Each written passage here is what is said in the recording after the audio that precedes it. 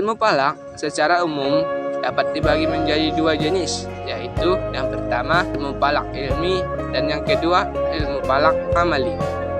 Jika kita definisikan, ilmu falak ilmi merupakan ilmu yang mengkaji tentang teori dan konsep benda langit, sedangkan ilmu falak amali merupakan ilmu yang melakukan perhitungan guna mengetahui posisi dan kedudukan antara benda-benda langit satu dengan benda yang lainnya. Ilmu falak ini juga dikenal dengan istilah praktikal atau astronomi. Ilmu falak amali ini juga yang dikenal oleh masyarakat sebagai ilmu falak atau ilmu hisab. Bahasan ilmu falak yang dipelajari dalam Islam sangat berkaitan dengan pelaksanaan ibadah, sehingga ruang lingkup kajiannya meliputi yang pertama perhitungan arah kiblat, yang kedua perhitungan waktu sholat, yang ketiga perhitungan awal bulan Komariah, yang keempat perhitungan gerhana.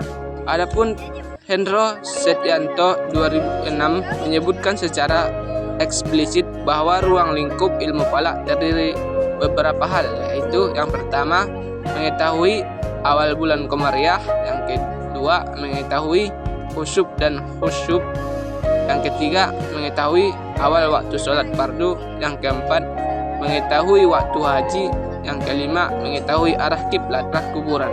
Yang kedua, tata koordinat.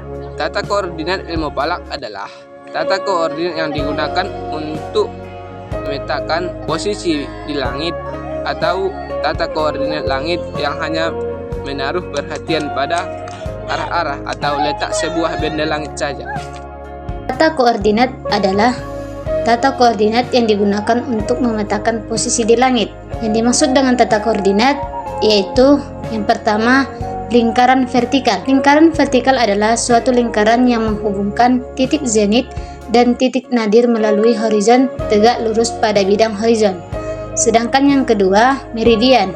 Meridian adalah lingkaran vertikal yang menghubungkan titik utara, titik selatan, zenit, nadir melalui kutub utara dan kutub selatan. Yang ketiga, lintang dan bujur.